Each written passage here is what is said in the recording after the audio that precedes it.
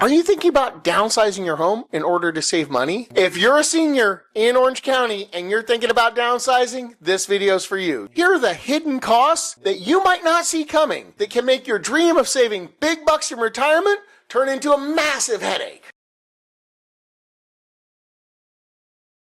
Hey guys, I'm Lucas Smith, broker extraordinaire right here in North Orange County, hopping on to talk to you a little bit about downsizing, making your move, and figuring out how it's going to work best for you. And stick around till the end for our special tips and tricks. First, let's talk about the cost of moving, because I don't know the last time you did it, but it's expensive. There's expenses for moving, packing supplies, transportation, also unexpected fees like storage fees, temporary housing during the transition, figuring out how you're going to make that move, right? Are you going to move your stuff into storage and then move into your new home?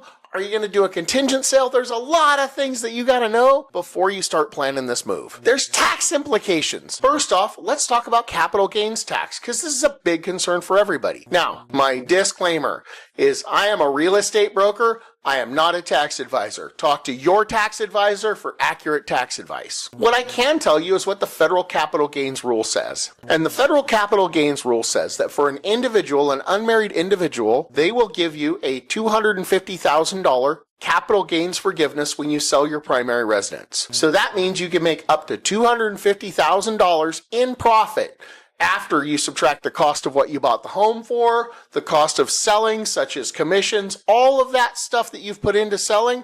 Now, for a couple, that goes up from $250,000 to $500,000 capital gains forgiveness. So that's what the capital gains rule says. Again, talk to your tax advisor for any actual tax advice. Then there's property taxes. There is Prop 60/90 here in California, which allows an individual to move their tax base from their primary residence to their new residence if they are of a qualifying age, and as long as the new residence is equal to or less than in value than the residence that they're purchasing. And this is a form you have to fill out when you transfer title, or when you take title to the property. You have to do a tax transfer form. Ask your agent or your real estate professional about it. They can help you get this form and make sure that those taxes are transferred properly, and make sure it's worth it. Run the numbers up and down and see if your new tax base is going to be less doing that. Most homes need something before they sell. Even if you just fix up the exterior a little bit, do a little bit of paint and carpet. All live in our homes, you guys, and everybody's home is going to need something to get ready to sell. In my entire 14 years as a real estate broker, I have walked into 2 homes that were absolutely ready to sell, didn't need to stage, didn't need to do anything. I called the photographer up and said, when can you come over? I'm not bagging on anybody's home. If I was going to sell my home today, I would put some money into it, do some things to fix it up to get it ready for the market. So know what you're going to do. Talk to your real estate professional about what you need to do in order to get the most money for your sale. By the way, painting and carpeting are the 2 least expensive things that you can do in order to get your home ready for sale. There's a whole nother video on getting your home ready for sale right here in my library. Wherever you're moving to, you're probably going to want to do some stuff to make it yours. That's right. I just said buyers never want to do it. And then before we move in or after we move in, there's always things that we want to do to make it truly ours. Consider lifestyle adjustments. Downsizing, it often comes with smaller space available to store your stuff. So that means you're going to have to either rent a storage or declutter, get rid of some of your stuff, decide what stays, decide what goes. It's a lot. Not just a lot of work, but it's a lot emotionally and personally. It's a big toll on us. Now, do I encourage you to declutter? Absolutely. You don't know, but I'll tell you, I got the privilege of living with my grandma the last few years she was with us. And I got to help my family clean out her house after she was gone. And it taught me a lot of things. And mostly it taught me that she probably didn't need that gas bill from 1955, but she had it anyway. So, helps you to declutter, regardless of whether you're moving or not. Speaking of lifestyle adjustments, right? Where are you going? Is your new home going to have HOA, community fees, condo dues? Is there going to be 55 plus community fees? What's the cost of living in that new home going to be besides the cost of buying and the cost of taxes? And how's that going to look for you? What are you going to have to do or not do that's going to impact you? Are your grandkids going to be able to come for 3 months during the summer if you move into a 55 plus community? It's a good question to ask, and definitely something to consider before you make that move if that's one of your jams. High home prices here in Southern California mean that even though you might be getting a premium for your current home, you're still probably going to pay a premium for your new home. And if you want to time the market, I will tell you that only people who actually really get lucky are successful in timing the market. Nobody does it on purpose, you guys, because nobody has a crystal ball and we don't know what's going to happen tomorrow. So if you're waiting to time the market and trying to sell at the perfect time and buy at the perfect time, that's going to be a struggle for you. Now, there are some times that are better to sell and some times that are better to buy, and you should definitely have a conversation with your real estate professional about that and see what their opinion is. Shopping for a new home in this competitive market can be really stressful. You have to look at properties. You have to set up appointments with your agent.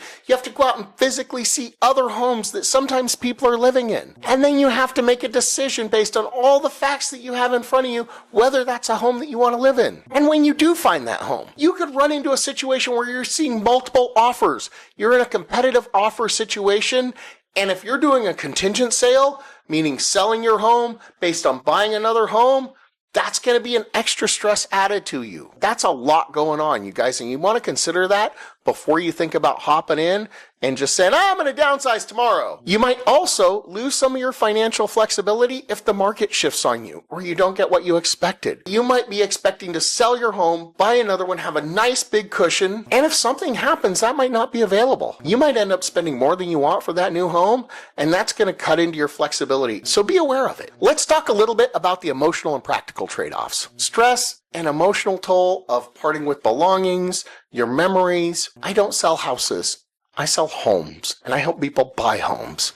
My home is where my family lives, and it has a special place in my heart, just like all of our homes do. And parting with that and moving from there is a big emotional toll, even for people like me who are kind of, just type A personalities, if you will.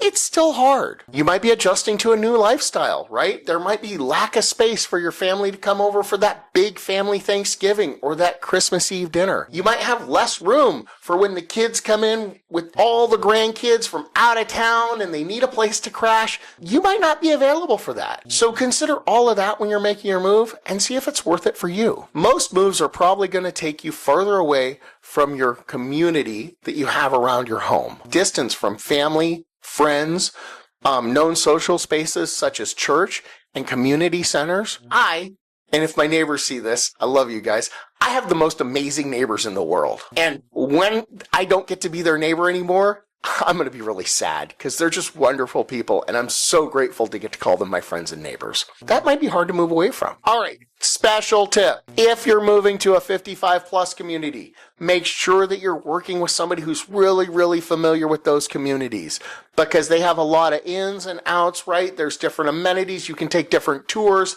Is golf included in your HOA dues, right?